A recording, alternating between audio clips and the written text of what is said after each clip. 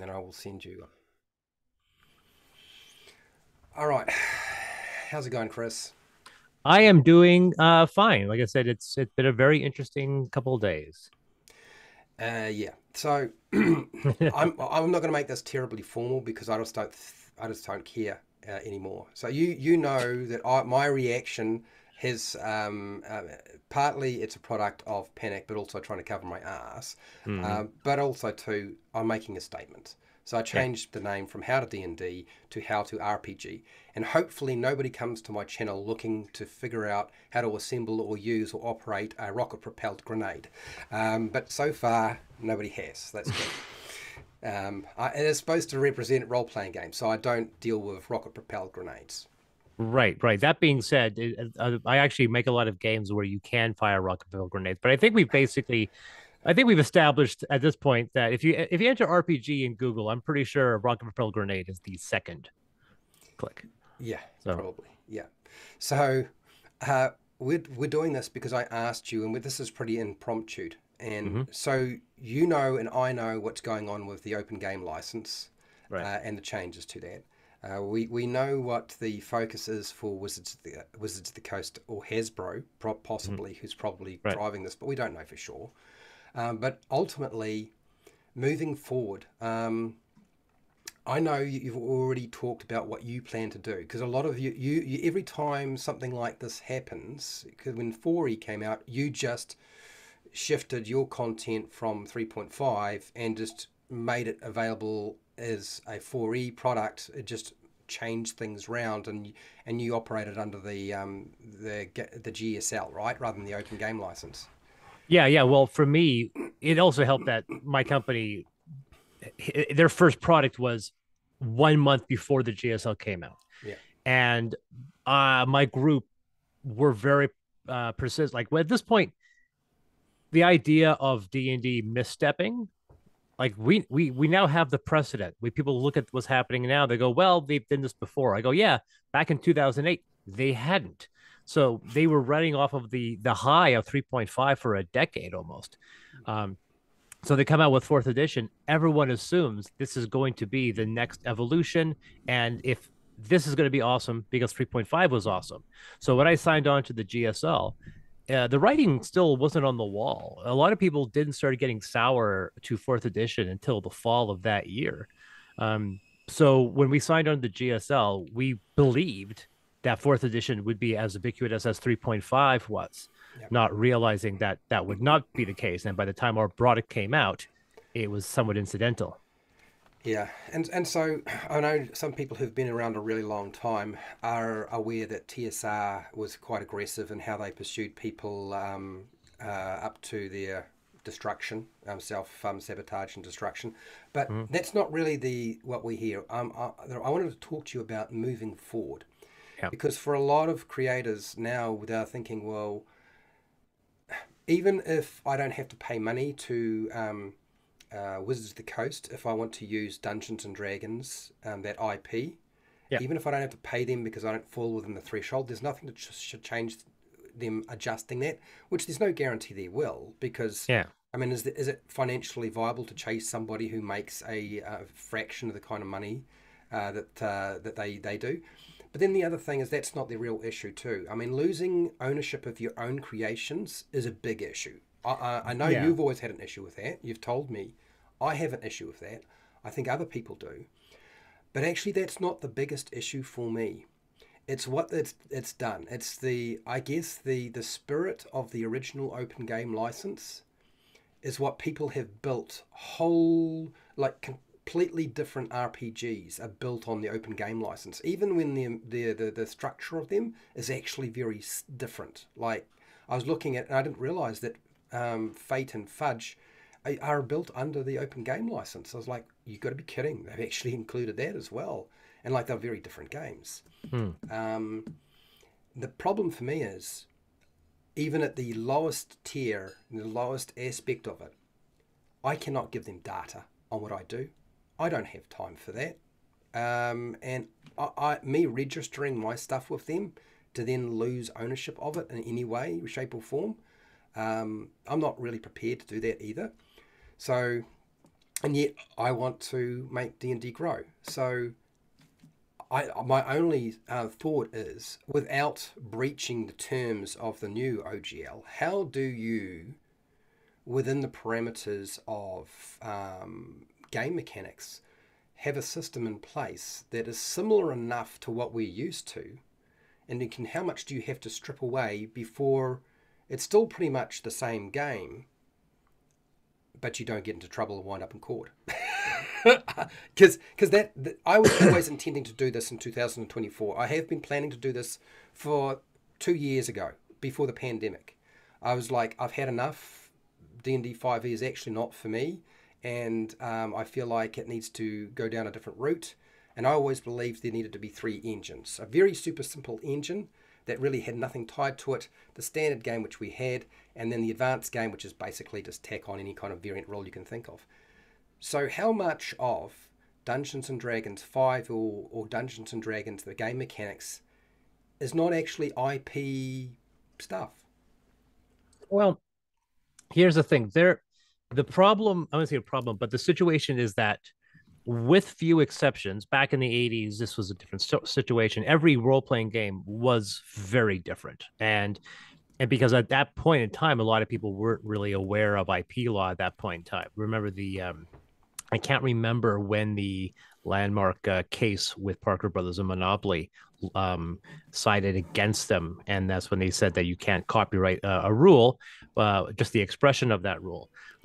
And I think most people by the 80s weren't aware of those rules, and even when we got to the 3.5, I think a lot of people weren't really 100% aware of what they were. So, and what I said earlier today was that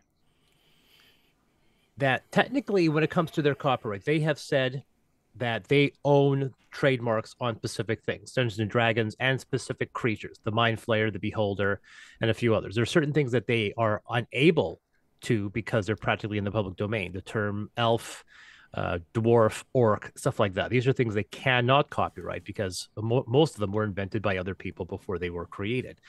The other issue, this was the fourth edition thing, where fourth edition GSL said, we define these. If you sign on to the GSL, we've defined what these are.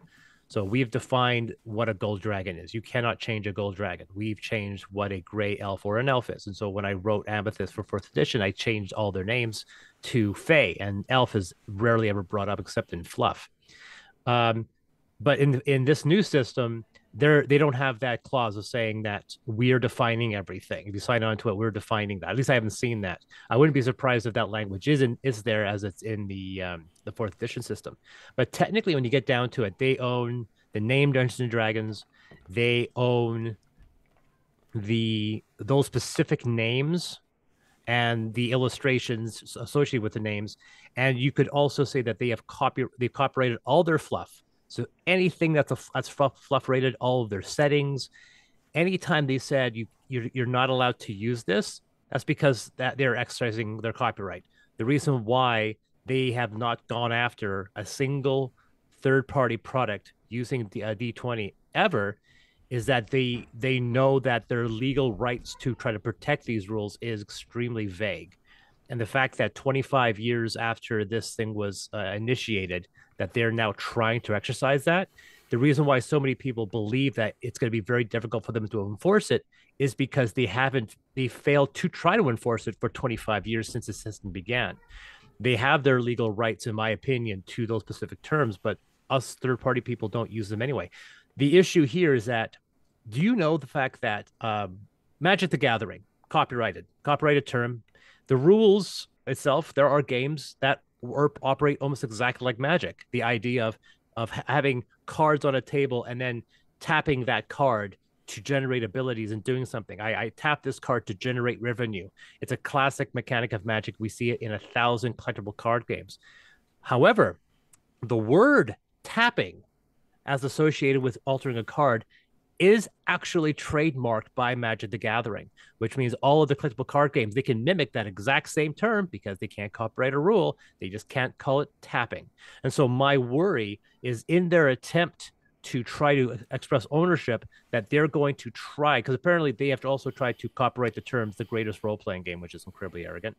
But they may end up trying to copyright stuff like we're copyrighting the term advantage in reference to this ability. They can go and say we're copyrighting strength, dexterity, intelligence, wisdom, charisma as it is expressed. We're and they may attempt to do so because if they can copyright the term tapping, that creates a potential precedent of them trying to copyright every single terminology within the fifth edition architecture. But that creates a situation where they could potentially go after a bunch of people that have grandfathered in. Like there are games that use D20 that use similar attributes. So it's very difficult for them to try to do it now because they haven't tried to enforce this policy for 20 years. They've always enforced their IP. So, I mean, currently my understanding is, and I could be wrong, is the concept of having a 20-sided dice to resolve something is not something they can copyright. So you could have a game system. Am I right or wrong about this? You can have a game system that uses any kind of dice, really, and whether it's 20-sided dice or a 10-sided dice or a 6-sided dice, if it's used to roll to resolve something in a role play game, you could probably build an RPG around that. Yes, no? Yeah, absolutely. Like I said, once again, to for full disclaimer, I'm not a lawyer, so No, no, because we have to make no. sure we get that out, get that out there. But the idea of a role playing game and assuming characters, those characters having statistics, those statistics having a number, and then rolling specifically various dice in order to achieve success. There are 1,000 different variations. You have the D6 system, you have D20 based systems like we see with Palladium and other systems that use the D20. So the thing is the fact that they say we're trying to copyright this specific rule mechanic. I go, well, the problem is the fact that if you're copyrighting that, then companies that are older than yours can do the same thing because they have the exact same ability. So any time where Wizards has a rule that is in any way slightly similar to another rule, it's going to be hard for them to copyright it because someone can say, hey, look, your rule is exactly like this rule from this game from 20 years before you even tried to copyright this. Even a term like advantage, you roll twice, take the highest result. That's something probably the biggest new mechanic in fifth edition was this idea of advantage. But there are several games that employ that same idea. Malifaux uses the same thing with a deck of cards. So it's very difficult for them to try to say that they own these rules. Once again, in an America system, they say you can't. Yeah. They may say you can't copy paste our entry precisely, but it's not really that difficult to say to have the end result, Yeah. right? I could, for example, I could take Player's Handbook and rewrite the whole thing, not using any of their expressions and having it say exactly the same thing. So really, I mean, I mean the wording advantage, disadvantage, maybe they can copyright that. I don't know if that's IP as such, but the actual game mechanic, whether you call it something else or you just express it in a different way, where you roll two dice for something that's give you a benefit and you take the highest result on the two dice. It's re-roll mechanics are pretty common in almost all role play games, even if they're not built on under the OGL. Correct? Yeah, like I said, I think once again, I think the precedent of Magic the Gathering is a perfect example. The fact that Magic the Gathering wasn't even the first cut to card game, but it was the biggest. And they set the standard, which so many games use the idea of having a flop of cards, using powers to use those cards to activate other cards. Um, and we see that with board games. Board games do this all the time. Board games, nobody has ever tried to copyright a rule under a board game ever since the whole fiasco with Monopoly. And I don't know how often you play board games. Board games are a huge portion of my life. Every time somebody creates a rule system for a board game, that becomes open source for everybody to use. And no one has ever tried to go after a company legally until they try to copy paste the actual wording from your manual, which has happened. It happened just 2 years ago with a company that was copy pasting parts of a manual of a book in their manual, and they got in trouble. But for example, deck building. There was a game called Dominion, very popular game, and it took the Magic Gathering aspect of building a deck and made that the entire game. They created a rule set, and now deck building became its own genre. There are games that are almost identical to Dominion and games that have broken off it, but they've created the deck building genre, and now there are 1,000 games that use it. And so in D&D, the same thing. When you create a rule set right now, you can look at Dungeons and Dragons, the D20 system, as being a set of rules the same as a deck building or a worker placement game. This is the D20 set of rules. And like I said, since nobody has ever tried to copyright, and the funny thing is, D&D Wizards make their own board games, so they know perfectly well that they can't copyright the rules from their games because that's how the board game industry works. So it would be very, very tricky for them to try to copyright the rules of their role playing game, knowing perfectly well that they cannot own all of those rules because everything else is part of a community. Their rules share rules with other games that are older than them and so forth. So yeah, for me, in my opinion, I think it's going to be very difficult for them to try to copyright specific wording. The other issue, of course, is with the OGL. The OGL says you have access to the SRD, and the SRD is this document that says you can copy paste these things and put them in your game. So people who have done that, they're the ones that might be in trouble because they are, once the OGL comes off, then they can easily say this is a copyrighted document. You can't use any of this. So companies like I was mentioning Everyday Heroes that took the SRD and created their own rule set, they might have an issue because they do have copy pasted text from the SRD. I generally don't. So I'm in a slightly better situation. So my understanding with all of this is that I mean, if they're they're deauthorizing the old OGL, which probably means that the old SRD is probably going to disappear and go away of the dodo as well. Because if you don't get rid of that, then you kind of like,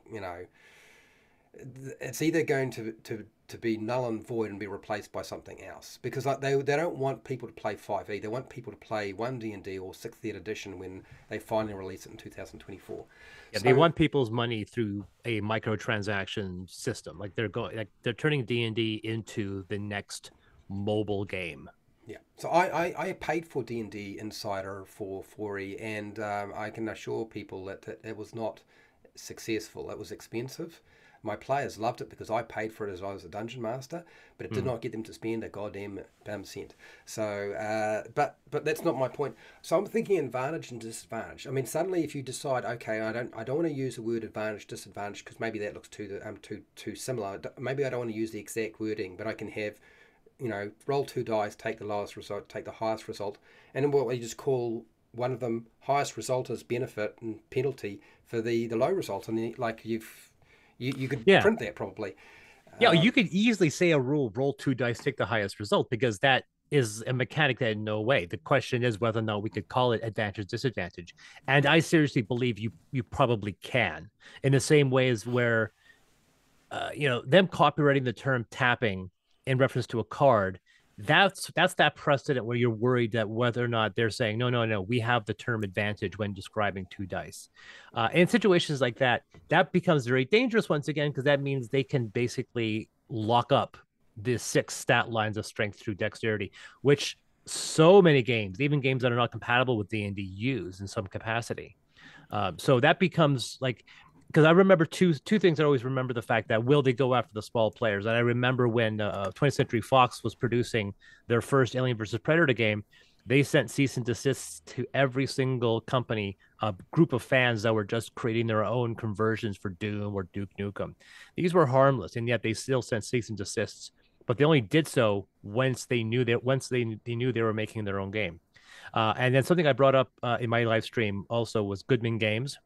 I mentioned Goodman Games signed on to the GSL, but because the GSL said you couldn't release a product until November of that year, I think it was November, he decided to circumvent that and release a handful of modules for Dungeon Crawl Classics. This is before Dungeon Crawl Classics became its own system, under 4th edition. Now, I wish I had one here. I don't, but it basically says 4th edition compatible. It's on my bookshelf behind me. It's 4th edition compatible. And if you open the page, and I opened 2 of them, and there was no OGL printed at all. Yeah. There was completely OGL absent. The 3rd one did, which I thought was confusing. I only think that it did because it might have been copy pasting something from the old 3.5 system, but the other 2 didn't. Now, he did still express his monsters exactly the same way, right? So the monster stats were still the same. Um, so he obviously believed that he could still present his monsters like the way the fourth edition does without causing issue. The only thing that was a bit of an oddity was one specific word, and that was the word bloodied. Now, the people who know fourth edition, one of fourth edition's big introductions for rules was something being bloodied. If you were reduced to half hit points, you became bloodied, and certain things that you did activated once you became bloodied. I love that mechanic. I wish they would bring it back. But um, because Goodman was slightly worried that they might try to copyright the term bloodied in how it's describing in this system, in the first book, it wasn't called bloodied. All of his characters became bruised. So he changed the word, but the concept was the same. But it was like the same. But just that one, not armor class, not strength, not any of that, not reflex defense, nothing. But bloody got changed to bruised. Now, it should be noted that in the next book, the monsters said bloodied on their monster stat, which I thought was unusual. And then when the third book came out, the OGL 3.5 OGL was in there. So I always thought this was very unusual that they were producing. Now, at no point did WotC file a lawsuit or start litigation. The irony, of course, is the fact that if they did, they would be moving litigation against the largest company that signed on to their GSL. But they didn't. In fact, Goodman had told me in a conversation, and I don't know if it was a conversation with me or whether or not it was with somebody else, and I picked up on it. I think it might have been a private conversation where he said, I was talking with them. I do believe he was at Gen Con talking to Wizards of the Coast, and he told them right there what he was planning on doing, and he believed that he had a legal right to be able to do that. So they knew before he released those games that that's what he was planning on doing.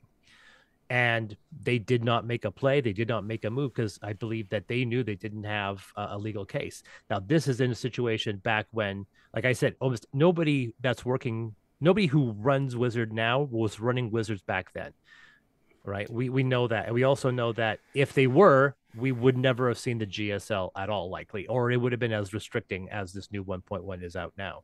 Like, we're dealing with a massive paradigm shift at the core level. They are trying to redefine, ironically enough, the base foundation of what Dungeons and Dragons is, which is something that no one has tried to do in the history of role playing. So, I mean, I've kind of seen this going down this road. I didn't realize they would go quite to this extent, and also too, for me, I don't care whether they decide to backtrack as far as I'm concerned. But my question is, and let's go back to, because you were saying those six abilities, the strength, dexterity, intelligence, wisdom, constitution, charisma. Now, will people, if they were to try to build another RPG, and of course we're not lawyers and neither are you, and I know this is all disclaimer stuff, but if they decide to use that wording in their newly formed RPG, would that be an issue, or would they have to alter the wording in that respect? That's a good question. Like, we know, for example, the idea of having a stat block has been around since the 80s. Yeah. What those stats are can change. Man, I came prepared and brought some of the other books with me, because I know if I grabbed into some of my books, GURPS, the Palladium system, which we see with Robotech and Rifts and so forth, which is a system they use for a lot of their systems, and these systems were written completely independent from D20. These games were made before 3.5 was even conceived. GURPS uses a 3 to 18 number range, right? So I do believe Palladium does as well. About the only system that doesn't, to my knowledge, is the variations on the fusion system, which is what Mechton and Cyberpunk 2020 would have came out of. And their idea is the fact that you had a stat between 1 and 10, your skill was between 1 and 10. You add those two together with a die 10 to create your final result. I love that. It was simple, easy, and there wasn't any interpretation. I had a scale between 1 and 10. If I was 10, I was the best. And there was no interpretation. Not like, oh, you have an 18 dex, so you have a +4 modifier or any of that BS. So there already is a lot of games that are using these stat blocks. So if someone says you can't use strength, intelligence, wisdom, charisma, like you can't copyright the term charisma, right? Other games use intelligence as a stat block. Other games use dexterity. They may not use all six in exactly that form, but one at least that was the thing. That's the whole issue because we've created this tapestry of rules, and it's almost like when you're dealing with the culinary landscape of Africa. Someone says, "Oh, yeah, in this area, this is where they use curry." I go, "No, no, they use curry through the whole area, but when you travel east, eventually these rules this pops up, and as you travel east in India, coconut shows up." And it's the same thing with these games. There's so much carryover between almost every system. There are very, very, very few game systems that are completely agnostic, where they have no detachment to any other system. There were definitely, especially in the 90s, but oddly enough, since 3.5 came out, even the entirely original systems were still employing that. And remember, we still have OSR, and OSR is basically a public domain rule set that is based off of the classic D&D. Yeah. So if they're trying to copyright that, they would have to try to copyright rules that were written by people who were no longer associated with them when it was part of a company that they never owned. Right. So it comes down to a situation that they're trying to copyright strength, dexterity, intelligence. They would have to try to find a way to copyright something that they in no way had a hand in creating. So that essentially means that something like Old School Essentials is probably safe because it's operating off the public domain game that was originally made, right? That they, I mean, they bought TSR and they bought all the assets. But that really means that if somebody was to decide, okay, well we're going to play Old School Essentials or D&D Basic, the original Dungeons and Dragons, and then make content for that, they probably could. I mean, they probably wouldn't make very much money off it necessarily, but they probably could. They could probably even make a rule system based off that, and it wouldn't be an issue. Correct? That's basically what you're saying. Yeah, theoretically, like I said, this is one of the things where Yeah. I've been tempted, where I could take if I wanted to create a system. Like for example, if you want to, this is my belief that if you made a system that was not compatible with 5e or D&D in general, so it wasn't compatible with 3.5 or 4th edition or 5th edition, but you made a system that used all their terminology but was not compatible with their systems because the rules in themselves were different.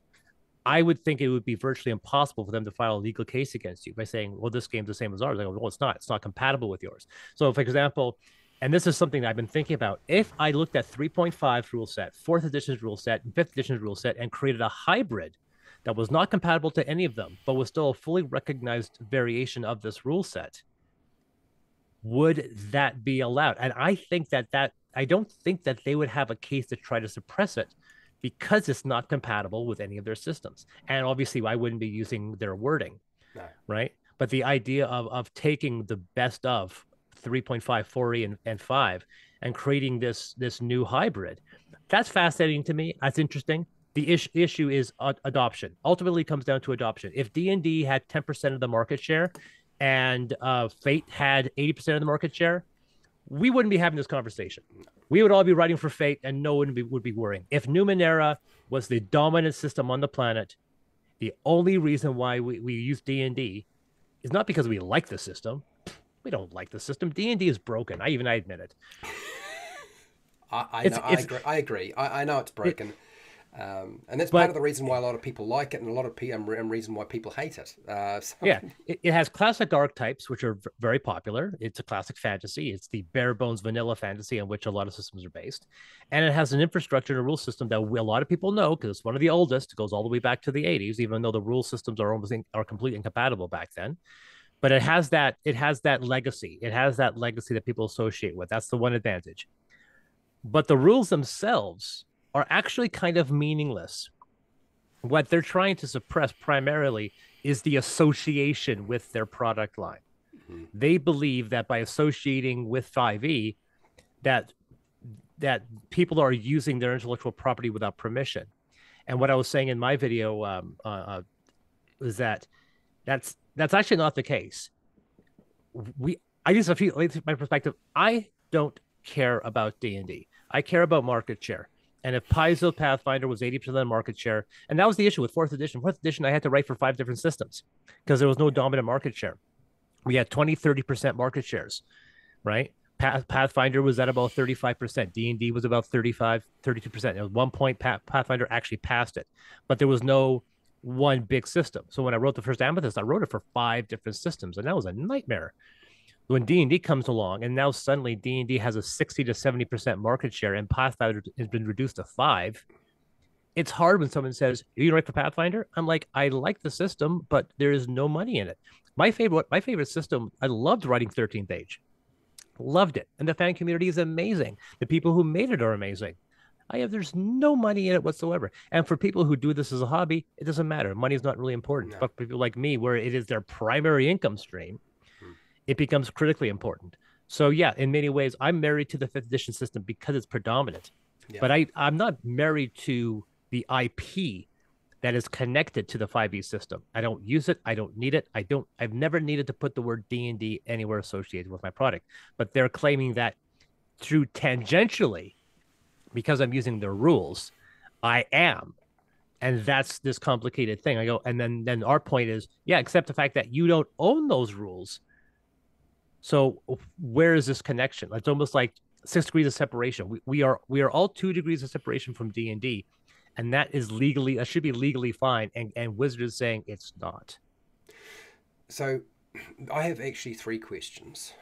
So I have been under the impression that actually those people who find themselves in a pickle because they are creators might actually find that they're probably better to make system agnostic material, which sounds all very well when you say it. It's easy to say, it's harder to do because making system agnostic material is actually quite difficult, correct? And then or trying to make a product that can be used on multiple platforms, so that you have a bigger market share. It sounds all well and good. It's probably the safest route, of course. And then, of course, the other thing you suggested, which is like you make the same product for different game systems and you spread yourself over, but of course you wind up working very long hours and probably go quite insane as you try to pick up as much of the money that you can, a little bit here and a little bit there. You're muted, by the way. You're muted. Yeah, the Fate and Savage World editions were actually written by somebody else. Pathfinder was a nightmare because it's not a easy system to grok or figure out. Like writing monsters for Pathfinder was the longest chapter of any writing I've ever done. So yeah. Those are things that people could do to weather this or adjust to the climate that's likely to change, is go agnostic or try to write for multiple systems rather than D&D. But of course then they're going to have to write for a lot of different systems to be able to pick up enough money, which you've just pointed out. The other thing I was thinking is, I suppose that the term ability score or strength score might be something they can plant an IP on, but not necessarily the concept of abilities and strength. Yes, no? What do you think? Well, first of all, yeah, they would have to do a lot of filing because Magic, it has one dominant rule, tapping. That's basically it. That's the only thing they really wanted to copyright because it was associated with their system. They wanted to have that term. D&D is a much different beast, a much more complicated beast. They would have to file copyrights on 100 different terms, not saving throws, strength ability scores, armor class. These are all things that hit points. They would all have to try to file copyrights on all of these to try to completely gain ownership of the system in all its iterations. And if they did that, you can't file that privately. People would find out about it. People knew that they had filed for tapping because there are people that know these things. So I believe that if they had made a conscious effort to try to copyright every single title term, every definition, without copyrighting the explanation, but copyrighting the term, I think we would find out about it. And I think if we looked at it and realized that they had filed copyrights on 20 different terms, and now they're saying that we can no longer say the words ability score, saving throw, armor class, or hit points. Well, good luck on hit points. Armor class may be a bit easier, but that, like I said, that's it's one of those situations where I wouldn't put it past them considering what's been happening recently. But that is a lot of work to try to crush competition. So, considering they haven't got those IP rights, they don't have an IP that says hit points is ours, or armor class is ours, or saving throws is ours, or attack rolls is ours, correct? Yeah. Or ability checks are ours. What happens if they were to go through that rigmarole with your system? What do? You do, well, it's no longer hit points, you make it health points. Yeah, theoretically, the moment you change the name of anything, Yeah, right? When you change strength to might, yeah, charisma for attractiveness, or something like that, you basically are doing the same thing. And at that point, there's nothing that they can do. yeah. That's one thing I am 100% positive. If you created a system that had rules that were identical to fifth edition, but every single definition's title was changed, there is nothing that they can do because they cannot within because of the precedent that they cannot define a rule set. They can try to copyright the title of that rule set, but they can't define you rolling a die 20 to recover from an imposed effect. That's something that they cannot copyright. Can they copyright saving throw? Maybe. But I So, think by this point we would know if they had. so I was looking at some of the older systems and I thought, well, actually, even if they can potentially copyright saving throw, what's to change somebody from just calling it a save? Exactly. Once again, and the funny thing is, I do believe the fifth edition language does refer to it as a save. I don't believe that, I can't remember whether or not, like, there is some situations. I'm trying to remember now. Do they even call it a full saving throw in fifth edition, I, or is it I, just a save? I think they call it a saving throw. I think they do. Yeah, It's a saving throw. But then attack roll, even if they were able to pin that down, which I find unlikely because I think too many RPGs that are not open it's also game too licensed, generic. it's way too generic. And even if they could pull it off, then what do you call it? You call it an attack. You don't even say roll. You Yeah, make the exactly. attack. There are ways to. The only thing, like when it comes to me, when it comes to circumventing their terminology, the only thing that worries me is is the strength, intelligence, dexterity, charisma, because those are so iconic. I can say attack instead of attack roll, and you know what I'm talking about. I can Yeah, say a save instead of a saving throw. You know what I'm talking about. yeah. It's But whether or not they're going to say copyright the term armor class, but they can't. Can they copyright the term AC? Um, or you know, can you get away with just calling it armor and you don't even call it armor class? precisely. Like these are terminologies you can work around. If you're making an adventure, this is easy because your game is about the monsters, and that's the only thing you need to worry about. Yeah, If you're making a rule system source book, like I do, where I'm adding so much onto the texture. The only thing I have going for me is that once again, like I said, I don't copy SRD stuff. My last product, which was Affinity, never copied a single rule yeah, out of the SRD. Everything was added to it. Now, if you were to look at it and go, is there stuff that, yeah, you can say they can make a class that two-handed weapons are somehow copyright, or they can say that reach as a definition is yeah. something they own. um, Good luck. But it's one of those situations where they have a massive legal battle if they are trying to copyright 30 or 40 different terms. And like I said, fourth edition with Goodman Games, he worked around it. But even still, then he still used the terms hit points, armor class, strength, intelligence. He didn't change those because he believed that they did not own those terms. And anytime anything goes to court, someone's like, don't forget this happened. This happened in fourth edition. And people wrote around it. And that's the precedent. And that's what I always remember. I always remember Goodman Games. And I think it's very, very happy that I had that relationship with him back then because I know he did it. I know he got away with it because Yeah. he believed that they could not move legally against him. And they didn't. Yeah. So even the concept of an ability check, because it's a terminology that's in Dungeons and Dragons 5e, and I mean it's been around for a little while, right? It's been in Yeah. other versions of the game. I mean, will suddenly ability check becomes ability test? Yeah. You know what I mean? So Yeah, like I said, you take out the word check and roll, and it's a test. yeah. You know, you got a saving test. You have an attack test. You have an ability test. So the suddenly the those concepts of I can hold on to this, and as long as the wording is not directly ported and cut and paste, and you've adjusted it in some way, a lot of those very generic sort of concepts sort of like disappear in terms of like, well, they just fall into the ether of the role play global community that's been going on for a while. So it actually means that somebody could, if they really wanted to, if they decided they really wanted to do this. And I know there's a lot of people, Chris, and you probably already know, and I know you're already trying to make one yourself. Everybody's talking about let's make our own role playing game. Of course, the problem with making your own role playing game is trying to get people to actually play the role playing game. And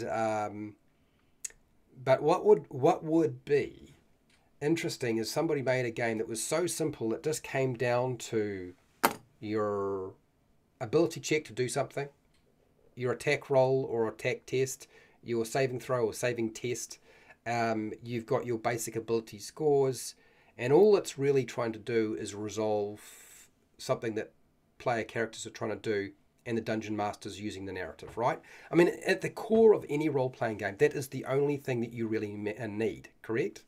Yeah, well, see, talking about the idea of the system, the reason why people have asked me why I haven't written my own system, and I say I'm more interested in the fluff and the lore and playing with something that's established. Because when you write a role playing game from the ground up, then you're stuck with having to test it and make sure it's perfectly balanced. D&D is admittedly not perfectly balanced, but it's a system that people accept. So we are able to use that. And that's the only reason. I just don't want to put the effort into writing my own system. That's the first thing.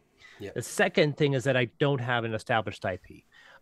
You'll notice that with a few exceptions, the Lord of the Rings being a very interesting development because Lord of the Rings is under 5e. So that's going to be really interesting going on. But There's a few, isn't there? There's not just them. I looked. I saw there's a lot of IPs that are being yeah, but developed that's under the one that 5e. really jumped out. But recently, there's been role playing games for Blade Runner, Homeworld, Alien, and because these are established IPs, it's really easy to create your own bespoke system. In fact, knowing what's happening now, if you have a bespoke system, regardless whether or not you want to own it or not, it doesn't matter because you're no longer connected to somebody else's IP. And that's one of the biggest reasons why if I was said, we want you to make you to make a game based around Tron, I would say, sure, I would create an original system because even before this happened, I would want to go with an original system. I've talked with, I have some friends who are associated with another business company, and I'm working on a package to pitch them a game based off Ghost in the Shell, right? And although I think it would be inspired by D20 system, it would still have to be 100% whole cloth. If I ever got to a situation where I was contracted to do that, like we want you to write the rule system from here, but you can't use D&D. At that point, I would create my own system whole cloth and use that as the baseline for all other game systems I would make that wouldn't be associated. And that's the thing where I think about if like does someone bother taking D&D and rewriting the whole system with the words changed and then putting that as an OGL just so people can create it, or does a large group of people, a la Pathfinder or Paizo, get together and go, let's create something that's compatible with that's close to our systems.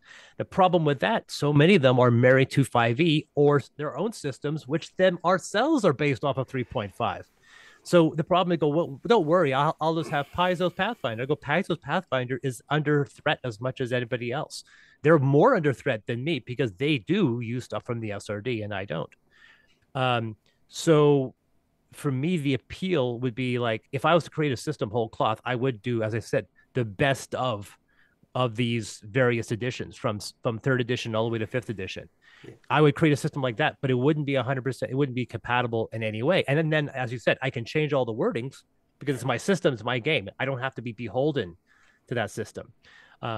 But if you're doing that, that's a lot of effort for something that you might not need to do. Yeah. So here's the other thought that I had, Chris, and I mean, at Dungeons and Dragons' absolute core are the things we just discussed. Yeah, Yeah, at its like core, yeah. at its core. But how things like races or now species work, something like races or species or creature type or playable creature type or whatever the heck they want to call it, depending on the current mood of the population and political movements and social movements and whatever else. If you suddenly decide to make a core system like that, but you just leave that open for third party and home brewers to make their own thing, like you just eliminated a hell of a lot of extra work for yourself, and you just made yourself an opening to make a whole lot of stuff for the rule system in the future. And your document for your first rule system, it winds up being quite a lot smaller. And I have been thinking about this a lot, like for about more than 2 years. I was like, what if suddenly something like races and species and creature type that we just left that to third party or home brewers to decide that's what we'll let them build that. And even with the classes or adventurer types, I mean, whatever you want to call the damn thing, I don't even think that the word class as a character class is something they could plonk an IP stamp on.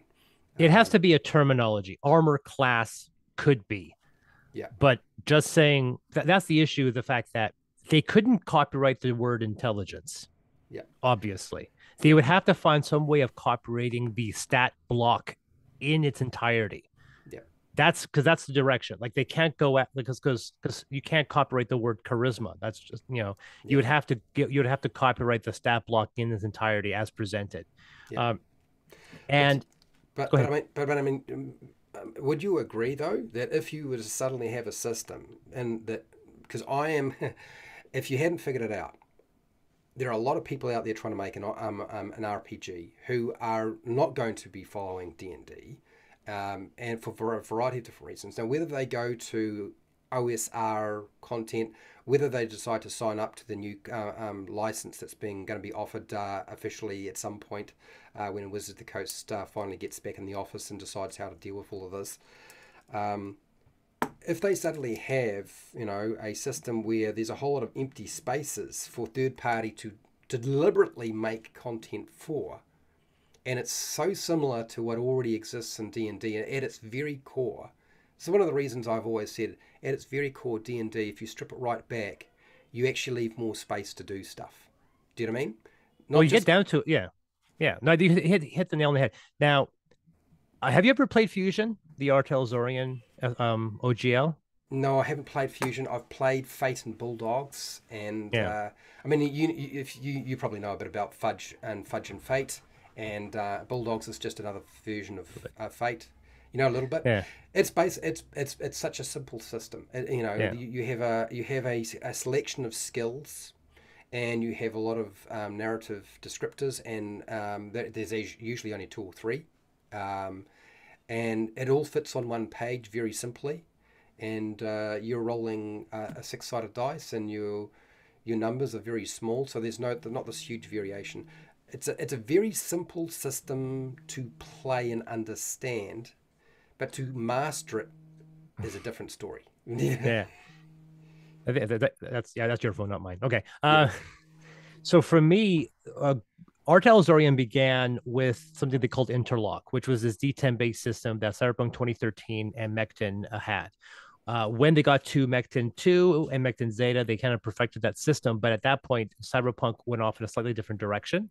So even though they had the basic mechanics are the same, there were some specific things. How Cyberpunk handled hit points was completely different than what Mechton did. So they went off in their direction. At some point after that, they worked with a game company called Hero Games to create a universal system, and they called it Fusion. And Fusion took the best hits of the Mechton and Cyberpunk systems and combined them into a single universal, completely setting agnostic set of rules. These rules were 24 pages. And when they started doing adventures, I think the first one they did was Bubblegum Crisis. Bubblegum Crisis starts with those 24 pages, and then the rest is basically just setting at that point. They did it with, I think, Vodums and a few others. And interestingly enough, when they stopped producing that, a company called Gold Rush Games created the action system. The action system is action with the exclamation mark. Yep. Gold Rush doesn't exist anymore. We were going to work together on a few projects, but the action system is a carbon copy of Fusion, like carbon copy right down to the basic. There's only a couple rules that are different between action and Fusion. They are identical systems. And to my knowledge, there was never any legal action put up. But like I said, this was before 3.5, before the idea of an entirely free open gaming system came about. So like I said, the precedents are there, and these mechanics are, like I said, it'd be very difficult for them to try to copyright all of it without infringing on somebody else's. Because if someone sets a precedent that you can copyright a definition, then every other company that's around going, well, we copyrighted these as well, and ours predate yours, so we're going to take you to court because you're trying to copyright something that we own. And then at that point, WotC just gets flooded with a bunch of litigation. And that's the thing, is that right now, it's like, are they prepared? Someone did the calculations and said the most amount of money that Wizards is hoping to make from this was $770,000, because that's how much revenue that they would earn from this new contract. And considering that their profit margin for D&D alone was $300 million, $700,000 doesn't seem like much. Yeah, but that's only calculated off Kickstarter. That's that Yeah. I remember seeing that entry, but that doesn't take into consideration the likes of Critical Role and MCDM, which are pretty big bodies, and there's a few Oh, others. I'm looking forward to seeing what happens there. Oh, a lot of people are thinking that Matthew Mercer or Critical Role are going to roll over, but Matthew Mercer has got his pulse on the community, and no matter what you say about Matthew Mercer, um, he's got his heart in the right place, and Well, more he's the sort of importantly, person he would probably put his foot down and lose it. it's more than that. It's Vox Machina is a valuable IP. There's a cartoon and so Mhm. forth. He actually has an IP that's worth millions and millions of dollars. And if he doesn't say anything, and if he throws out support to this new OGL, if he were to, that would tell us that he has a, what's that word? A type of clause that's just for him, a favorable clause, Mhm. like he has this specific contract that he himself only has, and that's a problem. We're worried about the fact that all the big companies that Wizards doesn't want to get into litigation with, they're all being offered these tasty deals so they can stay supporting the system and not sue them. And that's kind of the word, because Paizo hasn't said anything. Green Ronin and Mongoose have been kind of quiet. Yeah. So the biggest companies on the market, the companies that would have been pulled into this conference call that supposedly happened a couple of weeks ago, they have been quiet. And that is really concerning me. And there's probably a very good reason why they're quiet. And all the other small companies are speaking up. I think like N World is probably the biggest entity that has been vocal about this system. But the fact that we don't hear anything, um, in fact, I have a couple of people that run Green Ronin and Mongoose on my friend list. They are not saying anything, and you know that people have asked them what's going on, what's your stance, and the fact that we haven't heard anything from Mercer, we haven't heard anything public from Paizo or Green Ronin is concerning. Yeah. So I mean, I'm not surprised, because that's the sort of thing you would expect, because there'll be, NDAs involved. I mean, I've had to sign NDAs. You've probably had to sign NDAs for I stuff did. as well. And you can't say anything until that thing is it's run its course, and that's just how it is. But I'm also under the I'm thinking terms of, like, whoever's out there who is thinking, well, I'm going to try to make a system that is similar enough to Dungeons and Dragons, whatever version it is, but I leave all the pieces that might get me into trouble undeveloped for third party to build themselves, and whatever way they see fit. You actually open up the market quite a bit. Like backgrounds don't have to be called backgrounds. Backgrounds can be called origins. They could be called what is Life it? path. Life path. Yeah, there you go. Life path. They can be called. Oh, geez, they could be called ancestries. I mean, they can be called a lot of different Yeah. things. But And even you, you nailed it actually just a little while ago. Sorry. But you were just commenting on the fact that they themselves changed their names. They dropped race in favor of species. yeah, So even they are changing their definitions. yeah, yeah. And so there, as soon as you start doing that, then well, you kind of muddied the waters a little bit as it is. So now it's sort of opened for, well, actually no, because you didn't want to use race before. Now you're going to species. Are you going to try to keep race and species within your game system? Um, but I think if anybody's out there and they're thinking they're going to build a game system, leave lots of holes. Like just do. I mean, if it would be me, this is how I'd be thinking about it, Chris. I'd be thinking, whatever you make, it should be something that's super simple, that has just the framework there, and that you can just build on. Whether that's they want to homebrew it or buy third-party content, and um, then what you do is you take that, you chuck an open game license on it if you really think you need to, and then you just take it and you just put that out there. You just put it out there and just make it freely available. I wonder how much that would annoy Dungeons and Dragons and Wizards of the Coast. But you don't just put it out there, you put it out there to as many different content creators as you can possibly find and say, look, just offer that as a free PDF when you're selling your other products, and leave it at that. Because, I mean, how would you be able to contend with that? Particularly because they can obviously, if they find something that they don't like, they can try to buy somebody up and then shut down that rule system, right? Yeah. That would be the next thing, is if somebody tries to make a rule system and it actually does start to hurt them, or takes part doesn't give them the kind of control they want over the market, then they will buy you out. Yeah. And if you're small enough, you can be bought out. You just got to offer them enough money, right? Yeah. And I think but here's the thing.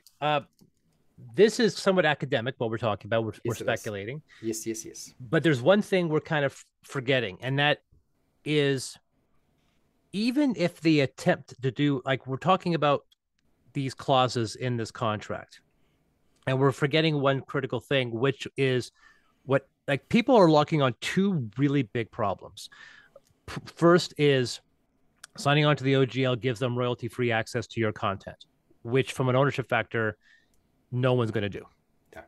No one in the right mind is going to do that. Then you have the other clause, which is disconnected from the ownership of 1.1, saying that the previous OGL is no longer valid. That itself, that if you were to eliminate everything else, that one clause is the single biggest issue. Yes. Regardless of whether or not they're trying to copyright the terminology or trying to go after people for using their definitions, the fact that they are trying to remove an OGL, because that puts thousands and thousands of books technically in violation of what they claim to be copyright. Yeah. They could go, it's the precedent of trying, the fact that the people who wrote the OGL said it was irrevocable. And now we're looking in hindsight, where I go to people like Monty Cook, Ray, what's his name, who have both said publicly that the OGL was never meant to be revoked. And I go, great. Why didn't you say that? Yeah. If they had just said irrevocable in the contract, in the OGL, none of this would have happened. But because it says perpetual, and there's dialogue in there that implies that this OGL is a mutually beneficial relationship, now we're dealing with a situation. If it said irrevocable, nobody would be complaining. Like, whatever, they can do what they want. We'll just say it on to the 5.5. It says we will revoke it. You can't. It says irrevocable. And that's the point. There's nothing they can do. They can't legally go after anybody. But because they're trying to revoke that previous license, that's what puts everybody in this bind. If they came out and said, here's the contract, and nothing's changed, but that clause was gone, 99% of the people wouldn't have a problem with that at that point, because they won't adhere to the 1.1. They'll just stick with 1.0. They can say, which is why they put that there. That's why they put it there. But they could get so much better with the carrot than the stick. Yeah. Right. One of the reasons why I went on the GSL was the fact that they would mention your product and you got this wonderful little plaque that says compatible with fourth edition Dungeons and Dragons. And you actually got to have Dungeons and Dragons on your book. That was worth the price of admission. If they came out and said, if you sign on to the 1.1 OGL, you can go on our virtual tabletop. You can sell your product off of our virtual game front. You get access to cool things that say you're compatible with actual name Dungeons and Dragons. Look at all this. And all you need to do is sign your IP away. Some people would take it because Mm, they're like, you know what? I'll make a new IP that's just for them and they can have it, but I'll keep my own thing. There's something even I would think, oh yeah, I'll do ultra modern. Ultra modern is sitting agnostic. mm, Here you go. I'll love to be on VTT. On D&D's official VTT. I would be the unofficial, official non-fantasy rule set on the Dungeons and Dragons VTT. They can have ultra modern because there's no setting attached to it. mm. But the problem is everything else, Yeah. right? Yeah, it is. And I was looking, Darcy, VIP of Wizards of the Coast. What's his surname? I can't remember. Darcy, it escapes my mind. But he was saying that the open game license is not something that can be uh, it's not something they can take away because you can have multiple open game licenses exist. He gave people the impression that the intention was it was possible to have multiple licenses and operate under those different open game licenses. So it's not that Wizards of the Coast can't make an open game license 1.1, but the intention by the people who put the first one in place, and maybe that's if it ever goes to court, is probably going to be the argument in the spirit of the people who initially put it together. I have a vacuum cleaner going in the background, people. My niece, if you are unaware, is only 3 years old, and it is raining, so she has to find things to keep herself occupied. Um, so, but We the don't judge. I have degus over here, and yeah, they're yeah, yeah, yeah, yeah. So I'll be quick so that Chris can start talking, and I'll mute my microphone.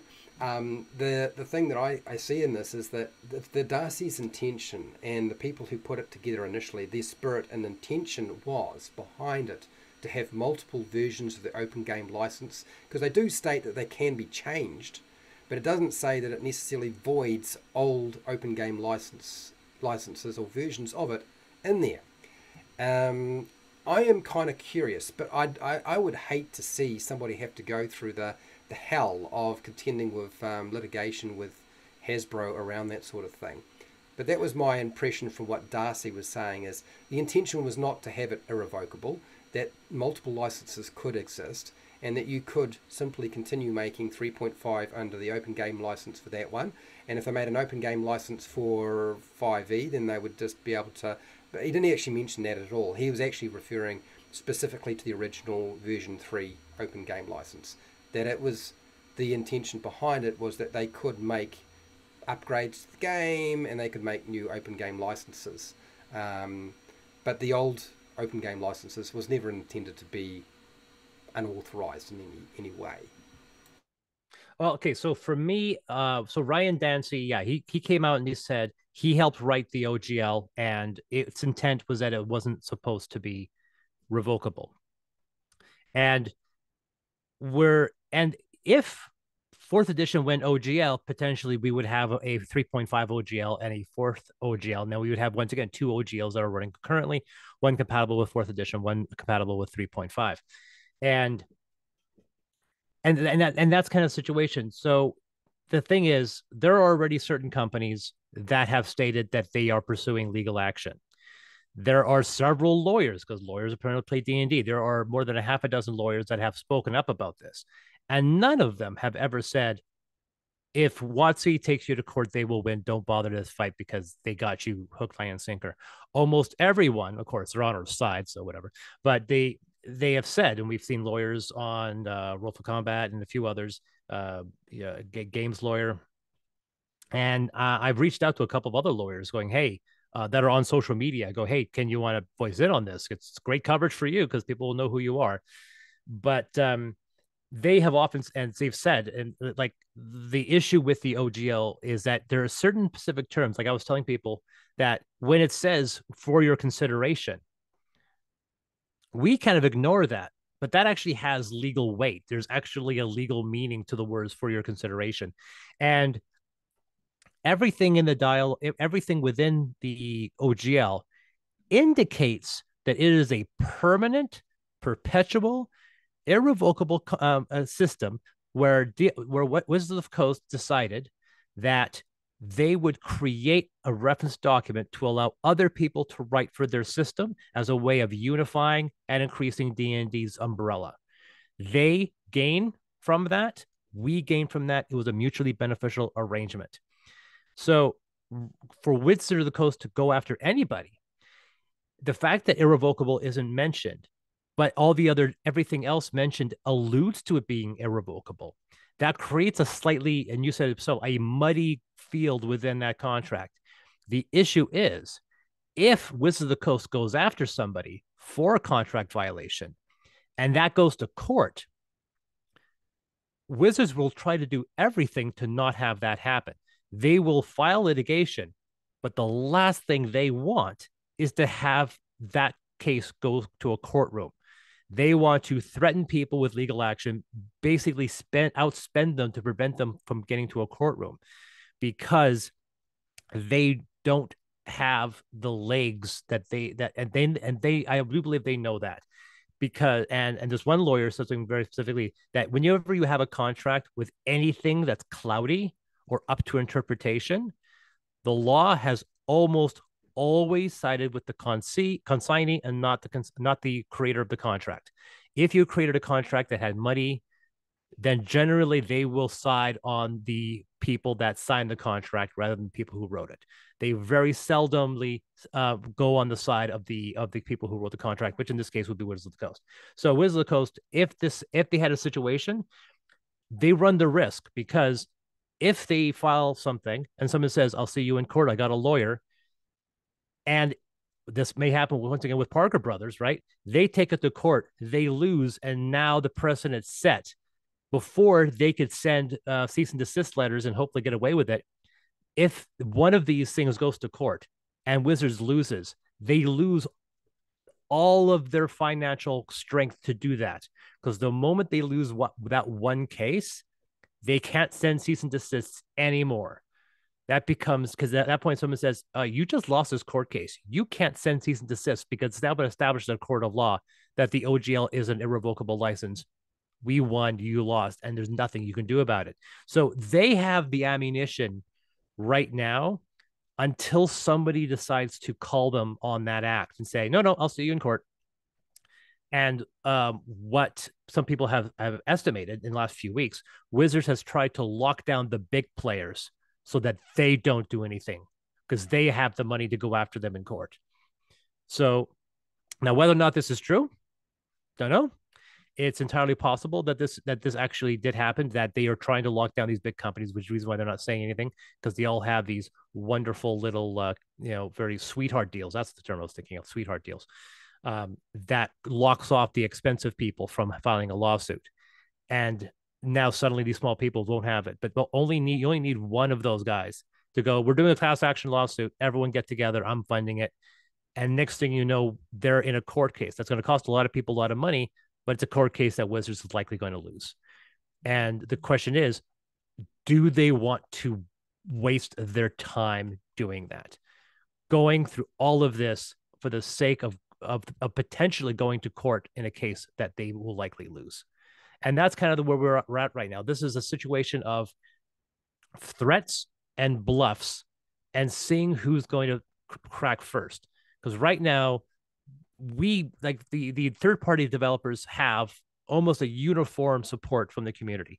There are a few trolls that are on the side of WotC, but they're pretty few and far between. I know some people who have said that they have been in comments, and there's tons of people that are not that are against the third party publishers.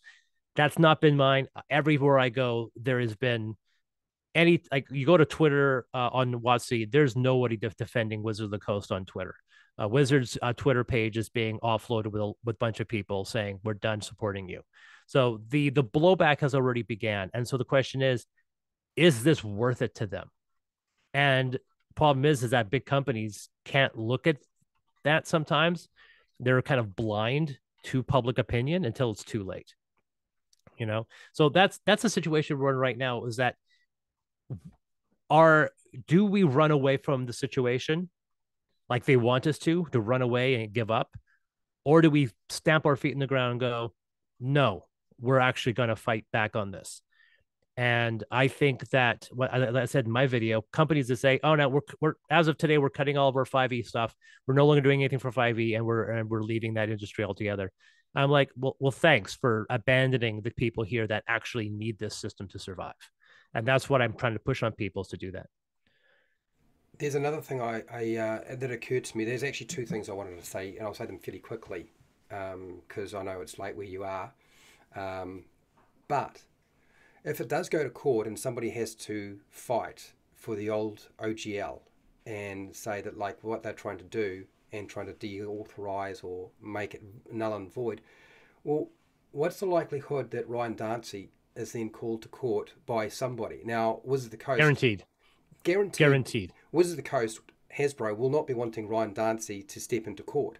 But the person who's having to fight this says, Ryan Dancy, do you mind? Because I know you were part of that process. And any Well, of the other. he's publicly if someone approached Ryan Dancy and says I can't comment on this, but but the fact that he made him and Monty Cook have Yeah. both publicly said this contract was not supposed to be revocable, and you go, well, I'm bringing the guy who ran the former vice president of Where's the Coast, who was there when this thing was written.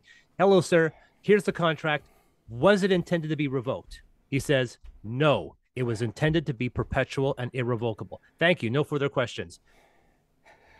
It's just like how do they come back from that? I wrote the contract, I helped write the contract, and I'm telling you it wasn't meant to be revoked. All they have is going to be a rules lawyer, ironically, who will look at it and go, the letter of the law is still in Watsi's favor. They can revoke it because the word irrevocable is not there. But once again, that's a lot to deal with. That's a big risk.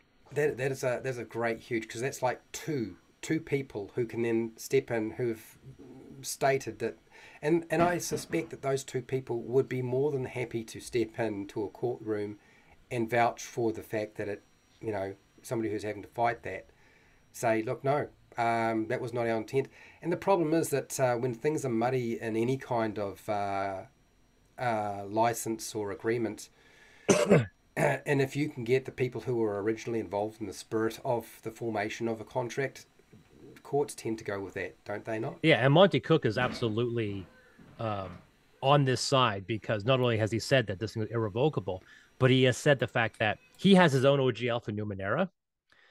And he stated recently that now he is getting comments from people publishing under his system because his OGL, its language was based off of the OGL 1.0 language. And because he also doesn't have the word irrevocable, suddenly a bunch of companies are going to him and going, are you going to do this? How can we trust any OGL now? Because any of them can be revoked because it doesn't have irrevocable dialogue. So Monty Cook is like, I now have to defend my OGL because of what's happening. So they are hurting me tangentially because now these other OGLs are being questioned. Like, wait a second, can you do this? And the question is, people are like, and I think it's a valid question. I go, wait a second, how do we know that you're not going to? Your word for it? Wizards said they would never revoke it for 20 years, and now they are. How do we know that you sell your company to Hasbro and suddenly they revoke the Numenera license? How do we know? And so, yeah, this has ramifications outside of this massive spectrum of D&D, as other companies that are tangentially related to it are feeling that same pressure. So Monty Cook is absolutely, if he can say, no, that was it, and can prove in a court that it was irrevocable, that helps his reputation because he wrote it and he has an OGL of his own that's related to it. He literally went to court case to defend the rights of an OGL that he helped write. So the only way that those two people may not be able to be called to court is if they got a contract or an agreement that they signed when they left Wizards of the Coast that says that they can never actually go into court and voice anything against the company. Which I suppose is possible that there's something in an agreement when they left, but the chances are that there's probably nothing in there that can withstand the length of time. And when you leave a company and somebody presents a document that says, before you leave, you have to sign this, most people don't. They usually just give you the finger, and like if you can leave on an amicable way, great. And if you're gonna have to sign off a whole lot of stuff before you leave, that's usually like, nah, I'm going somewhere A else. So non-compete clause and so forth. yeah, If Ryan was under that type of non-disclosure agreement where he couldn't speak up against the company, he wouldn't have said what he said last week. yeah, He said something that could not be mistranslated. He was as direct as you can be when it comes to that topic. And if Wizards were concerned about this and about him, they would have intercepted that before he opened his mouth and said, "Hey, you're still bound by this, or we want to here sign this contract to work with us. And by the way, you have to keep your mouth shut," because they know that if the people who wrote the original contract open up their mouths, and two of them have, that's going to be looked very unfavorably on them, because it's going to be much more difficult for them to prove their case in court when the people who wrote the contract are not on their side. So I think Ryan Dancy, if Ryan Dancy said suddenly removes his comments and saying I was taken out of context, I actually said we're 5.5, everyone's like, yeah, okay, so how much money did they give you? Because it's obvious at that point. I wouldn't even try. But right now, as it stands, he's basically on our side, which is going to bode very well for people in that situation. But like I said, that's the reason why when I say that I'm not interested right now in creating an offshoot, a clone, yeah, or an entirely original system, because until that document is official, and we know Wizards is concerned of the language, because it was supposed to be released 5 days ago with a deadline of the 13th, which is this week. And they're no longer giving people enough time to adapt or sign on to it, which means the contract that we're going to see, the OGL that's going to be released will not look like the OGL has been leaked. They have no choice. They have to change it. They may just change the dates, but they wouldn't have delayed if there wasn't something that was concerning them. They're seeing, like, when the first controversy of the OGL happened at the end of December or mid-December, Wizards immediately, like when someone says they're going to take away this, so the OGL is under threat and third-party publishers are under threat, Wizards hit immediately and said, that's not true. We're still going to support the OGL. There's a new OGL coming in a few weeks. Right away, they intercepted it. This thing gets leaked 5 days ago, and Wizards hasn't said a thing, because there is a lot of dialogue going on right now. There are probably fights between legal teams and fights between people in the company about what's going to happen. You're having a group of people, probably led by the CEO, that's trying to push this thing as it's spoken. And there are people on our side within these companies trying to have them see reason. And that's the reason why we haven't seen it. If the OGL gets launched tomorrow, and it's exactly like the one that was leaked, except it gives us another 2 weeks, that'll show us that there was a fight and those people in that company lost, and that was on us to pick up the pieces of that fight and move on. But I have this funny feeling that it would be incredibly tone deaf for them to just post the OGL and just walk away from it and just let the heat simmer, because it's just like, is that really the way you want to go? Because you know that D&D is a community run organization, right? And like, yeah, I know that we're not your customer base, but we also all have microphones. And do you want to alienate the entire third party community? Because there, unless you're paying a guy, every YouTuber is going to be against this. Every single person that's connected to this is not going to be on their side. They're going to lose all that equity. yeah. And is that worth it? Well, also too, it's not like back in 2000 or 2019 where there was maybe 20 people who were covering D&D on YouTube or RPGs. There's 400 plus channels because everybody was stuck at home with the pandemic. And so the voice is, even if they're not dealing with people who get 1 million views or 100,000 views or 10,000 views, The Voice is very big now, and there are small channels that are just creating tabloid style stuff just around this, and they're just exploding. I don't agree with it, but the aftershoot is the negative press is huge. I'm personally of the opinion that um, when they went from the OGL to the GSL, that they were tone deaf and weren't really paying attention to what needed to happen in the community in the first place. So I don't think that it's unlikely that they could not do that again, because they have done it in the past. TSR's done it. Obviously, Wizards of the Coast is not TSR, but they are also a company. I agree that they will probably not release whatever they have in terms of the the OSL 1.1 in its current form, but I don't think that the form will actually be that great either. Because when I saw their announcement and they had those three things that they mentioned, and the first thing I saw is like that very first thing, it just is like suddenly, well, okay, yeah, now you have to register and provide information, Yeah. and it's got to be licensed under us, but you won't have to pay money unless you make a certain income. Like that just eliminates, for me, Chris, I run a YouTube channel. I cannot provide them with all the data around everything that I do. If I had to Yeah. do that, I cannot operate. It I'm is lucky enough to impossible. be married to a bookkeeper, so I got I Yeah, got those numbers down. yeah, But most people, you're right, don't, especially when you have multiple revenue streams coming from multiple directions. And it's very difficult. We're not in the 750K. I am in the 50K plus group. So I'm between the 50K and the 750K group. And so I would have to report my income. yeah. My worry, of course, is why do you care unless you're looking to amend this contract down the road to include us? If the worst case scenario, they do this and they say you're all automatically opted in, you have to do this or we go after you. And I say I made $105,000 last year, gross, not net. And they go, we're amending it now. We need 10% of that. And I'm like, well, I lost money off of that 100,000. There's no money to give you, right? Because when you're dealing with numbers like that, I mean, I know companies that had $1 million Kickstarters that lost money. Yeah. A lot of people don't realize, oh, you made $1 million, you should be fine. Like I've been quite honest with people about my Amethyst Kickstarter. My Amethyst Kickstarter raised $106,000 after I took off all the fees that I owed to get backer kit to Kickstarter and all the advertising, and you know, up to up to including the conversation you and I had back Yeah. a long time ago. Yeah. And calculate all that money I spent. That cost me $30,000.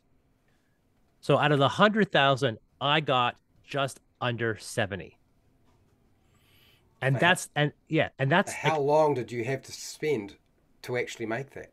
Like, I think a lot of people don't realize that the amount of time often when people wind up working in this area, you're not necessarily making the kind of money that you could make if you were working in a different sector. oh yeah, no, I've lost, like, thank God my wife gets paid good money now. I was pushing for her to get a promotion because she was worth more, and finally she got one. So she's actually making decent money for her kind of bracket. I walked away from a job that was, well, it wasn't moving up, but I am making half as much money now than when I did when that was happening. Now the year Affinity came out and the year Ultramarine came out, those are very very good years Mm. because the profit margin was much higher with those. Naramata, the board game I put out, was a loss, and Amethyst will be a loss. So we're looking at almost a year of me not making about half as much as I do. So I'm relying now off of my drive-through RPG sales and physical product sales in order to kind of keep me afloat until my next Kickstarter, and then we'll see if that one's a success. But the point is that if they come down and say we want 20% of what you make because of that, I'm like, well, no, because that literally that destroys me. And destroys most people. And some people don't understand, and that's why when this came out, Kickstarter got into negotiations and said that's crazy. You can't take a quarter of these people's gross. And then Wizards like, okay, we'll do it for 20%. And then when people said to the guy who ran Kickstarter, who's running Kickstarter, and people were approaching him with direct questions, and he was answering directly. He says, we were fighting to get a lower rate because we know it's ridiculous. Yeah. But when someone asks them, will you, if, what if somebody puts up a non OGL compliant book? Will Wizards force you to take it down? And his response was very direct also. We are not the enforcers of their company. We are our own entity. We are not their enforcers, which means if a non OGL product goes up on Kickstarter, they will not shut it down. Yeah. I'm going to hold them to that. So another one of the biggest factors too, and this doesn't affect me because I don't even make enough money on what I do to actually register for tax or pay tax on my business in New Zealand. I have Yeah. to make $16,000 a year in revenue before I even have to put in a tax return. And the reality is that the government knows that it takes $16,000 at least just to cover all your expenses to run a business in the Yeah. country. So when I saw it was not, it was referring to gross rather than net profit. I was like, okay, so they've just taken all the profit that there was, so they got nothing now. So Yeah. it's an easy way to eliminate competition by doing something like that, and whatever it winds up being, whatever it winds up turning into, the fact that they even considered doing something like this, and at this point, unfortunately, whether we call it leaked or not, I think there's enough evidence to support that this is a real thing. Oh no, that was absolutely real. Like I said, Yeah. if um if there was no controversy 3 weeks ago when the original OGL information started to get leaked, and if this thing didn't leak and they were looking at the tapestry and realized, oh yeah, nobody cares about third party, we would have seen this thing go online last week. But it's the fact that somebody leaked it, and there's been talk whether or not it was one of the game companies that received it as part of the NDA, or it was somebody inside of Wizards of the Coast. There's been a lot of speculation on who leaked it. I am willing to guess.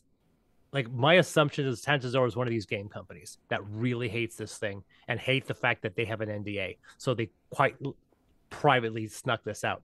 My issue is that I doubt Wizards would let these guys read all 20-page contracts. I can't see that conference call saying, oh, by the way, here's the whole 20-page document for you. It seems like they were just, here are the clauses, we're going to go through it. So I'm suspecting that it was somebody internal within Wizards that leaked it. I think it's both. I think somebody who got given the early access to the parts of the open game license 1.1 probably leaked it, and I think somebody within Wizards of the Coast probably leaked it, and because it's such a bad idea, Yeah. and going back to if you were to look at this, and I know you're not, your headspace is not in this, but I'm doing this deliberately, Chris, as you may or may not be aware. For those, because I know there's a lot of people out there who are like, okay, if I can't deal with the current situation and I'm going to make a new game system, like something like initiative, like the term initiative, even the concept of initiative, which is basically just a turn order. Yeah. Like all you do is if you don't want to use, if you're worried about Wizards of the Coast chasing you down because you used initiative, well, it's now just turn order. And like you couldn't copyright that to save yourself, as far as I understand. And then the concept of round or turn, like the concept of round and term itself, it you couldn't copyright those because they're tied into so many board games and other games anyway. Like those very concepts, they're not copyrightable. You couldn't do that. Yeah. Yeah. Any, like I said, once again, when, because I have a lot of games that deal with combat, all of them do. And I have a lot of systems. Like some people, especially the younger people, they probably don't have much, but people like you and me, the old people, uh, the vast majority of my of the tapestry of my board games, I have 90% of my board games were published before 2000. That's basically what I'm saying. Yeah. I would think go so higher. I would say 95% of the board games in my collection, even if you exclude the ones I've thrown out, 95% of my board game collection were probably before 2000. And so if I were to go into those original systems, I guarantee you that I could find shared entries between Wizards of the Coast and that rule system. So if you find initiative as a turn order of combat in another book, then that invalidates any potential for them to claim it. Same particularly if thing with particularly if doesn't have the open game license agreement in the back. yeah. These are systems that I'm talking about rule sets that came out before the OGL was even thought of. Yeah, Palladium, GURPS, the leading edge yeah, systems, yeah. West End Games D6 system from the late '80s. You know, these are fantastically, completely original game systems that that will use the same tap terminology. Like look at GURPS. GURPS uses the 3D6 range structure of abilities. So Yeah. So, look, going back to, is there really any major structures and rules within 5e that couldn't be altered, adjusted to make them really not an issue? It's in terms of using them in a publication. For me, I can't think of too many because too much of it is, you know, even something as simple as the hide action or stealth, like hide, stealth, sneak. They're so general in their verbiage, and what they're trying to do. Like, what else would you call them? Do you know? If you're going to make a role play game, what else could you possibly call them other than hide, stealth, sneak? yeah, and once again, you're going to the fact that like just off of GURPS, like GURPS is one of the first universal systems. That's quite literally what's called generic universal role playing system, Yeah, done by Steve Jackson.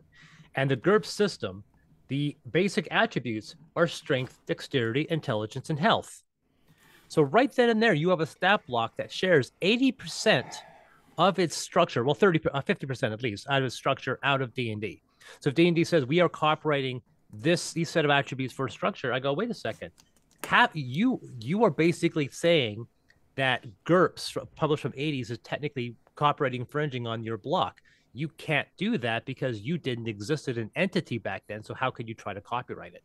Um, and once again, the same thing with like they have perception, they have hit points, they have speed, they have movement. Palladium has their own set of systems. And that's just one example. I am taking one book out of the dozens I have in my collection, and just to think that they believe that they might be able to copyright all the definitions in fifth edition, I think that that's a pipe dream if they think they can do that. So I think personally that the idea of creating a 5e variant system where all the definitions were changed, I mean that's a safe way to do it. I think there's nothing they could. I'm 100% certain there's nothing they could do. But if you also came out with a 5e system that changed the wording, but the definition stayed the same, I don't think they can go after you for that either. That becomes a bit tricky though, and they might go after you, and you might have a court case. But I don't believe that they technically have the legal standing. They could try, but I don't think that they'll win. Um, and then you have the idea of somebody creating a brand new system, whole cloth, that shares their definitions but rewrites everything. Like I said, speaking of other systems, there's nothing they can do. So if I create a system which has strength, intelligence, dex, charisma, and all that stat block, armor class, and a D20 rolls and saving throws, but it's incompatible with anything that D&D has ever put out, I can't see them being able to try to fight that. yeah. And you mentioned Level Up. So I went and looked at the website Level Up, and I was trying to find out what he built Level Up on, because basically he's the person there. I don't know much about them, but it looks to me like it's voiced as being an advanced Dungeons and Dragons 5e thing, Yeah, but I can't tell from what I see whether he's built that using the open game license. he And has. yet he has. He Okay. has. Yeah. Yeah. Now that being said, I don't know the details on it. I do know that when him and I were talking, he was like, "Hey, sign on to onto our OGL." He made as a passing joke in a private email, and I was just like, "But how are you safe? How are you safer than the original 3.5? Like, don't do you not have any language from the SRD in your document? If you're fifth edition compatible, how did you create a new OGL without copying their OGL unless your system works on top? Ultramodern 5 has an OGL, but that's only because we are adding to it. So I don't replicate anything in the SRD in my OGL. I'm just showing people all the new OGL stuff that I've added to this open gaming system. But at no point do I copy paste the SRD as part of that OGL. I could, but I didn't. So how does Level Up create an entire whole cloth rule system that's 5th edition compatible without copy pasting the SRD over to it? Yeah, yeah, yeah.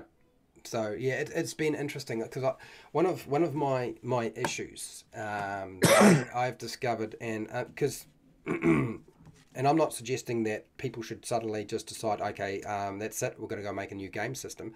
Certainly, waiting for Wizards of the Coast to make their move is a smart way to go. Whether that changes your approach to dealing with the company and their product is completely up to other people. For me, it's as I already explained, my mission statement was always to spread D&D. I can't actually make video content. I was looking at the fan policy is actually not as great as you might think. But given the reality of actually operating on YouTube or a website or any kind of thing like that, there's a lot of expenses. Do you know what I mean? Yeah. Yeah. And I've almost never used sponsorship, but I'm looking at using sponsorship this year. Under the situation, I could not have a sponsor. It would Wow. not work.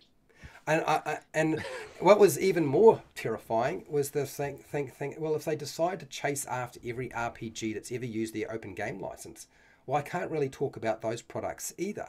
And unless I sign on to the 1.1, if it survives its current leaked version, I really couldn't operate under them either. So like, what do I make? So it then begs the question: what sort of RPGs do you go and play if they're not connected to Wizards of the Coast IP or their open game license that they're developing? It's actually it was a tough question to sort of present to myself because that's what I do is I talk about and try to teach people how to play D&D, particularly 5e right now. But now I'm really having to look at and say, well, maybe I'm teaching people how to play OSR, which Yeah. which is a A strange lot of my development. friends who are in the game publishing industry, all the people who are starting, are going through using the OSR as their framework. And some people have said if once again, if Wizards goes the nth degree and tries to copyright every terminology, then they can go after the OSR as well. Which that would be, like I said, that's them going to war with the entire role playing community. Mm. Like it's like you're the only fans you're gonna have are 14-year-olds that weren't even alive with it when the 3.5 came out and don't understand or appreciate. Basically, you have the Stranger Things crowd. That's about it. I mean, it comes to a point that I was like half expecting celebrities to weigh in on this. Like I wouldn't be surprised. Yeah, like I'm waiting for that moment where Henry Cavill posts an open D&D red banner on his page. It's never going to happen. Yeah. Henry Cavill is too tied to community and anytime yes, but celebrities would just die. I think that I don't think they get so much negative press, so it just wouldn't be No, worth. I think if they came out in support of the open D&D movement, they would generate so much love and affection on their part. Oh yeah. Imagine if Elon Musk, who is ballsy enough, like I don't like the Elon Musk. I hate his guts, but he is probably the highest profile individual that would have the balls to post an open D&D thing, and he would be the type to do it just to stir the shit. Yes, he would. Yes, He I has agree. done worse. Yes, yes. But we're not here to really necessarily talk about Elon Musk or celebrities coming out and voicing their disapproval of what's going on. Yeah. Um, so I'm of the opinion, Chris, that this conversation is going to probably come back, and in no way is this video is going to go up on my channel, and Chris is probably going to put up on his as well. Yeah. We're not going to plaster it with some sort of clickbaity, tabloidy. I know I'm not clickbaity. That's not where I'm at. If anything, the whole purpose of this is to show people just how ridiculous this attempt is and how easy it would be if they really, really felt like they could not continue with Wizards of the Coast. how easy it would be for them to make another system that was so similar to what was already there, without having to worry too much. Um, but also everything that I'm doing, even the name change and the thumbnail changes on my videos and so forth. And I will be, of course, moving forward, I will be making everything system agnostic just for the sake of really proving a point to a company that I had supported for 6 years on Yeah. YouTube. Um, and I'm a small channel, but I'm sure that there will be a lot of other people who will be doing the same sort of thing. So, Yeah. And like I said, and like I reiterate, it's unfortunate that Wizards and Hasbro are taking what they don't really own away from us.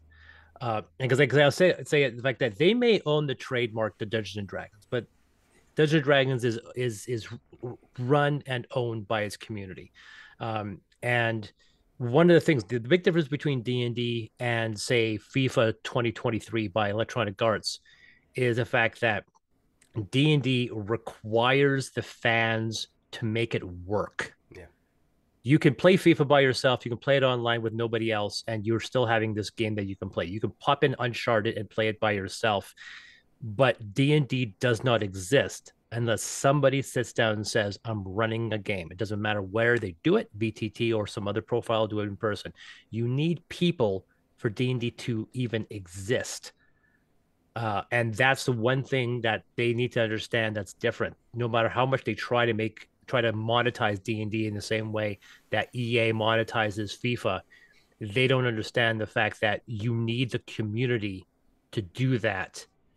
You can't rely on 8-year-olds with their parents' credit card. You need the support of the dungeon masters. Mm. And if you don't have the dungeon masters, you don't have a game. So that's another thing I would like to point out, and you made it abundantly clear, is a role play game does not exist if unless you have the game masters on your side because they make the game. And if you Yeah. have a game that is tied to a game master or a dungeon master, I don't want to. I'm not. I don't even want to use the DM word anymore. Frankly, just in I case they haven't. decide. It's for me. It's actually it's like saying a curse. It's like Yeah, DM. It doesn't yeah. flow out of my mouth No, no. I'm well. going for game master from now on.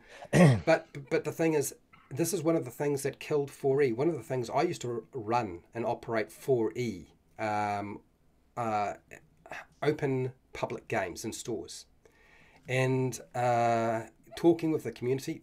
The problem was that nobody wanted to dungeon master, or should I say game master 4E after a while, because it was all right at the very beginning, but Yeah. it was too restrictive, and I know there's a lot of different reasons why 4E died, but ultimately in the end, I think what the problem was is there was nobody willing to run the game. Yeah. There just wasn't enough people, and even if you could get people together who wanted to play the game, nobody within that group that wanted to play the game could find somebody who was willing to pony up and had the balls to actually be the game master. And when I finally gave up on 4E, all my players loved it. We were a level 14. They loved the game. They wanted to keep playing, and I was miserable. And that's the thing that I discovered with a lot of other people. That I'm not going near it. It's too much. It's too painful. It's not I fun was for one me. of those few people that actually enjoyed running and playing with 4E. The one difference, which I said in my video, Yeah, is the jarring shift when you have to shift from the mindscape to the table space, and you have to lay down the grid because 4E yeah, was entirely grid based. You could not do it in the mind properly. yeah. Um, and that was the jarring juxtaposition, which is unfortunate. So I was like, okay, today we're doing a battle. I'm rolling out the mat ahead of time. So then we start and we end. We're in a good position.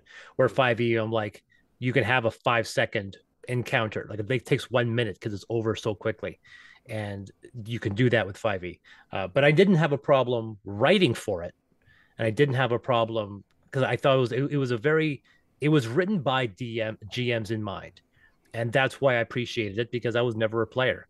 But like I said, going back to what we said earlier, though, you're 100% right. The game is defined by the GM, and if people say we're no longer going to be running, if the streamers say we're dropping Dungeons and Dragons, then your entire spectrum fades.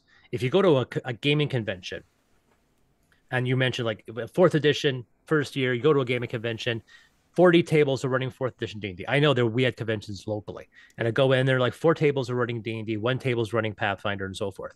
And then you come to it 2 or 3 years later, and nobody is running a 4E D&D campaign, Yeah. which means that game is now dead. Yeah. What killed it? Was it third party? No, it was apathy. And how we got to that apathy is incidental. Could have been third party, could have been rules, could have been anything, could have been economic downturn. The point is, at the end of the day, nobody ran the games and the game died. And that's the situation you have now. There's no such thing as an automated GM. That's called a video game and we play it.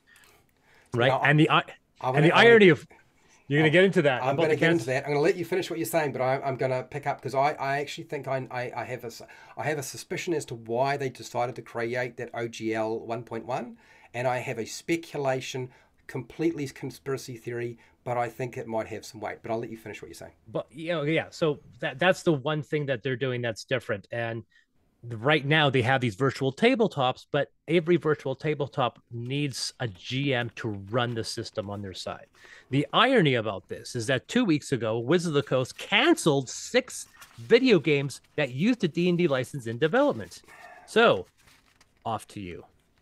Well, one of the problems, and you know this, every time we have a revision of the rules, and this is what 1D&D is, the community fractures, right? And you wind up with people stay with the old system. Some people go to the new system. You pick up some new people in the new system.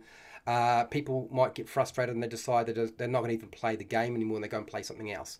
It's quite normal when people play games, right? If you play long enough, you wind up trying different systems. It's just one of the things you wind up doing usually, is you don't just stick with one system, you try different things. So I thought, well, maybe the OGL was a move to do that, to stop the fracture, to keep people in 1D&D or 6th Ed edition when it finally gets published. And the easiest way to do that is to kill everything that could potentially support the old system and third-party content for the old system, and avoid another Pathfinder developing out of 5e. And then I thought, well, yes, you could do that, but maybe that's not what's going on. And I did actually talk about this, but I'm going to rattle it off real fast. There's a whole bunch of things that happened in Wizards of the Coast. And I think what's going on right now, and I'll give you my evidence and you tell me what you think, Chris. I think that they are developing an artificial intelligence dungeon master who can run the game on the virtual tabletop that they are developing, the three-dimensional virtual tabletop, that will be able to work on a mobile phone and on your desktop. I think they've decided that what is stopping them growing is the fact that they are dependent on dungeon masters, game masters. And if they can eliminate that and they can pick up all the players that want to play the game, and the player base is quite fickle right now, if they don't like a dungeon master or a game master, they just disappear. I think they've actually probably started to figure out that they can actually make an artificial game master to run the game on their three-dimensional tabletop, and that's what's driving this. Now, why am I thinking this? Because I think that would be the only reason you would go to such ridiculous extremes like this that they're currently doing. When they can survive the rejection of the game masters. Well, we don't need the game masters anymore. No, we don't need you. Yeah. And here's let me list my rationale. CEO Ray Winninger suddenly disappears and goes. For what reason? We never really knew. We now have 2 new CEOs in Hasbro and in Wizards of the Coast, both from Microsoft, both very tech-focused, very experts in developing digital assets. That's what they do, and they do that well, and they did that really well with Microsoft, which means that they probably have access and knowledge of a lot of high-end technology that we don't see for free over the internet. So that was one of the things. Then suddenly, like, all of the D&D Beyond staff disappear, and then we've got 350 software engineers and staff operating, developing a three-dimensional tabletop and a mobile app. But, like, do you need that many to actually develop a three-dimensional tabletop? Did Tailspire need that many, and they built a three-dimensional tabletop? Do they need that to develop a mobile app? And then suddenly all of their video games. Why would you suddenly, if you're going to go after the digital market, and they've stated that that's what they're doing, going after the digital market, why would you dump 5 or 6 video games in development if suddenly that was your focus? Unless you had a product in development that you thought would make all those video games obsolete. And this is why I keep thinking that maybe that's what's going on here, that they've actually figured out and are relatively close to developing a full-blown artificial intelligence game master. And I'm going to test this when I go and get off my holiday. I'm going to go and play with Cleverbot and see if Cleverbot will let me run it through it an adventure without going wacky on me. Who knows? Well, Who knows? there is a company that is already using AI to create the adventure. So, the answer to your question is, I will put cash on the barrelhead that you are 100% correct on that. The irony of the fact that they also said that 80% of their revenue is coming out of GMs, we need to monetize the players. And the solution to that is to cut out the 80% of revenue they're getting from Dungeon Masters by saying, no, the Dungeon Masters are out. We're just monetizing the players, and we have now AI GMs. And at that point, other GMs are like, well, you don't need our money anymore because we were the ones buying the books. So it's a very interesting course. You're 100% right. But it's an interesting course that they're thinking like 80% of our market is being eaten up by these GMs, which account for only 30% of the market. Can we afford to lose that and gain the monetization of the remaining 70%? But it's not that just that. I don't think that they're looking at just in terms of, oh, we're going to lose 20 or 30% of our market because we're going to make, game masters obsolete. I think they're thinking about the potential market where people struggle to play the game, and then suddenly you are in a system which is played on a virtual tabletop, and all you need to do is explain what you want to do, and the computer does everything for you. Rolls dice, decides what you're going to do, which is and then potentially possible. We get the first 2 years where everyone hates it so much. Plus the fact that considering how much AI has been vilified in every avenue, especially now with art, for them to come out and say, oh yeah, we have AI GMs now, you're gonna see like say no to AI GMs. There'll be an equal thing because the moment like we've replaced, like, this is our hobby. Yeah. We do this because of love, and you've cut us out of the system. Like I said, if I bet you they're doing it, and I bet you that they're going to get hit again. Yeah. Once that gets announced. But they know that the community is going to fracture, right? So if the community is going to fracture when you release a new game, then it's worth taking the risk. I think that's what they've decided. I think they've decided that when we go from the new edition, we're going to lose some people. So if we're going to lose some people, let's go for the full blind thing. Let's. I think double down on the market that isn't spending all the money. And if we lose the game masters because they are suddenly not part of this, I don't think you'll lose all the game masters. I think what they'll do is they're trying to fill in the gap because they deem this as long as we don't have enough dungeon masters, game masters to fill the role to run games for people who want to play. Let's fill the role ourselves. People will still run their games in their lounge and with people rather than computers. But we can then capture all that market that doesn't exist because people can't find a game without playing $20 for 4 hours or 3 hours or $100 an hour if you're in New York, apparently. I think that's potentially what's going on. I think they've got a big move, and it's not just a 3-dimensional virtual tabletop. Yeah, I think you nailed it. But it's one of those situations where they are running the risk of potentially like they are rolling the dice, to coin a phrase. I always remember Games Workshop, and Games Workshop. You want to talk about who's litigious? They sued everybody. They sued everybody, and they were staunchly against any digital recreations of their merchandise. And for years, there was no such thing as a Warhammer video game. But then somebody had the bright ideas, like, if you get them to play the game, they may end up, because they're thinking, no, if they play the game, they won't want to buy the miniatures. And then somebody said, that's actually the other way around.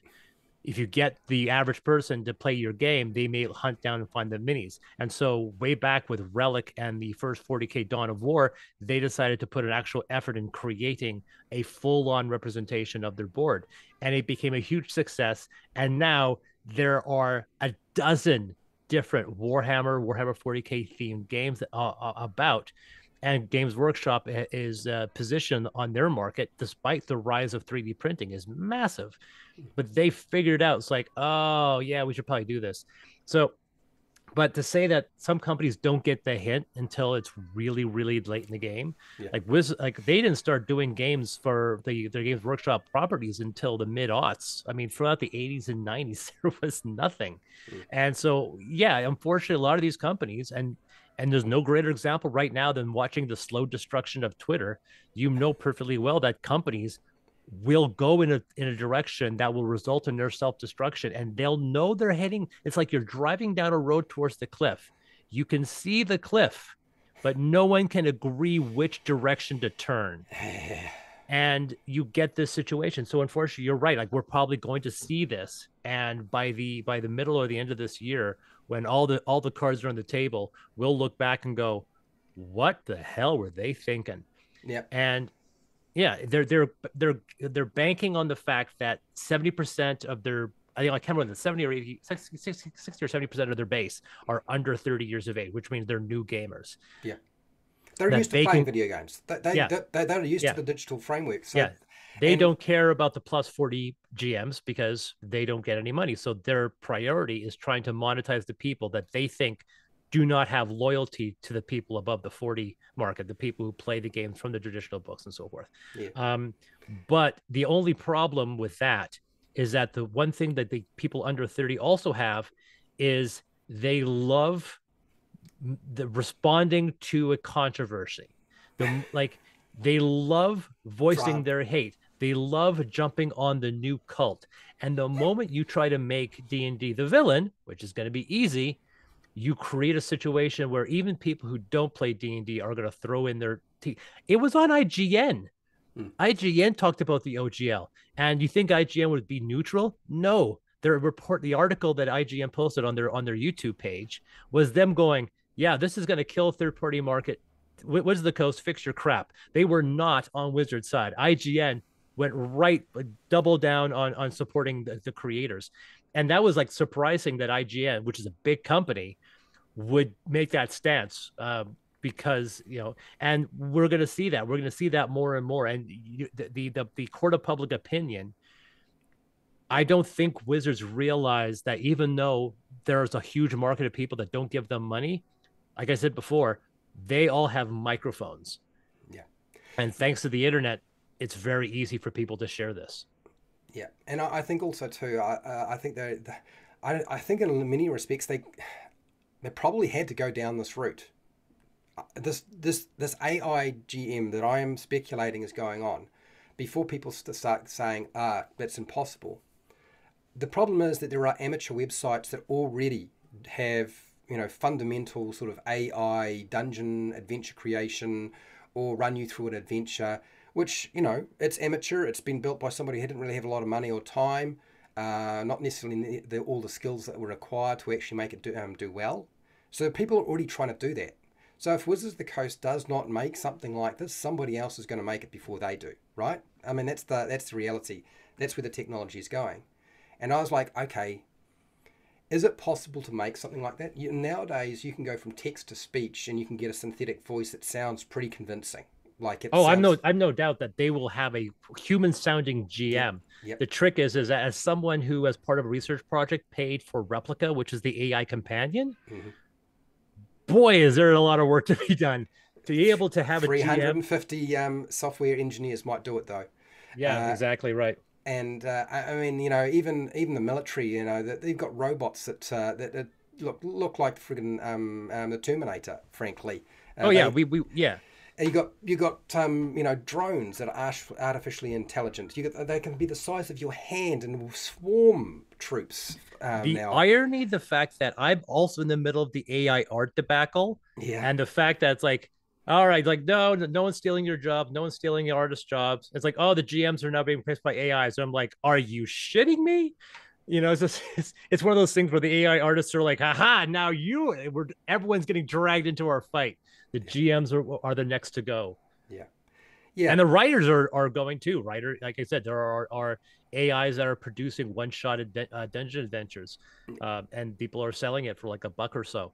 And there's that market, but there's going to be a situation where the moment you eliminate is like I'm not even paid to be a GM, and they took that from me. They're taking away. But that's the thing. There was a video I just saw a few days ago that talked about the monetization of enjoyment. You can't enjoy anything without paying for it now, Hmm. and that's an unfortunate truth that we've reached. Yeah. All right, Chris. Is there anything else you would like to say before we sign out of this? Well, I mean, let's get real. This is like a rabbit hole, a pathway Yeah. down down into the forest, into who knows where. Really, my intention was to make it quite clear to people. There's a lot of stuff going on that we don't know. A lot of speculation. A lot of crazy stuff.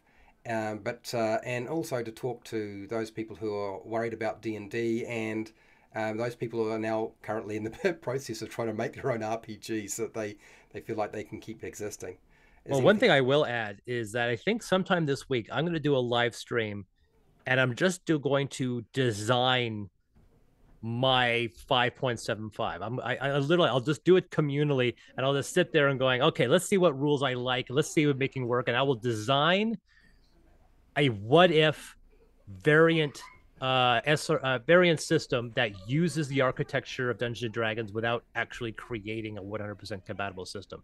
I might do that. Maybe not tomorrow, maybe Wednesday. I will do that. I will go online and I will literally design it real time and seeing what I like and see what people think. Hmm. So, Chris, I was actually going to be doing that in a respect, but I was going to leave it till like much longer. But now that you've mentioned it, now I was thinking, oh, I was going to do it like in a couple of years.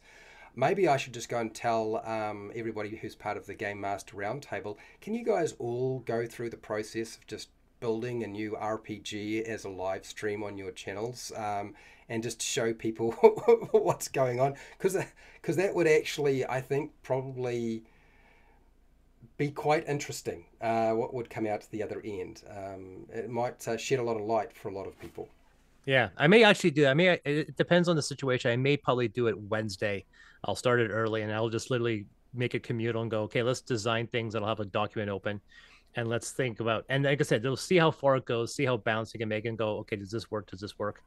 And go on from there. I guess it's something I may try. But yeah, you're right. We've talked long enough. We've beaten this Yeah, horse. yeah, we have. Uh, but so thank you very much for giving me once again as we talk about another microphone. Yep, that's right. So thank you, Chris, and I'm sure we will chat at some point in the future. Oh yeah, this is not over. All right. Okay. Thank you, everybody, and we'll see you later.